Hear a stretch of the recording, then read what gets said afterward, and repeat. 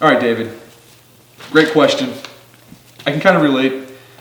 I'm not much of a sports guy either. Even though I played football in high school, I was kept up with sports. Did fantasy football, watched SportsCenter all the time.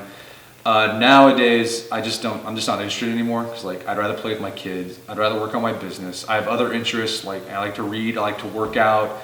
I've started to shoot guns, which I think is a lot of fun. I'd rather do that stuff than sit on my duffus all day and watch a 4-hour football game. So I don't keep up with sports too much. Car guy, I'm not much of a car guy. I'm trying to learn more about it. But yeah, I've never been a car guy. But just because I'm not passionate about those things, like sports or cars or fishing, I still try to, when that topic comes up, to engage in conversation. And I still try to sort of have a bit of a broad knowledge, a very shallow knowledge of those things. So when those topics do come up, which they will, that's what guys usually default to, I can join in the conversation. You might be thinking, well, that's sort of shallow. Why would you do that? Well, look, I don't want to miss out on opportunities to develop friendships, business connections, just because I don't want to talk about sports. You never know. It's basically small talk for guys.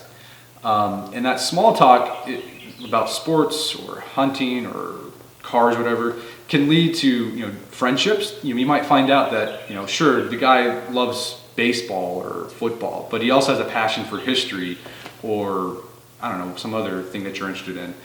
But if you don't engage into that sort of small talk about sports, well, you never find that out. And the other thing too is just you don't want to miss out on business opportunities, right? That small talk about last night's game can lead to you kind of develop a rapport with a guy that could be a possible a reference or someone you can possible business connection, right? So just because you're not passionate about something, I would still keep abreast of it on a very shallow basis, just so you can engage in conversation when it does come up. So that's the first solution. My second response would be to just surround yourself, find guys that are interested in things that you're interested in, so you don't have to deal with this. And it's pretty easy to do nowadays with meetup.com or whatever.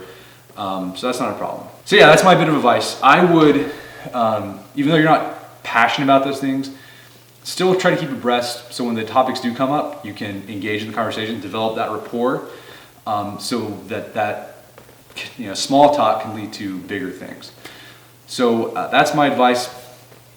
If any of you have advice for David, I'd love to hear your comments. Remember, keep them positive. That's what we're all about here at the Art of Manliness, helping men become better men.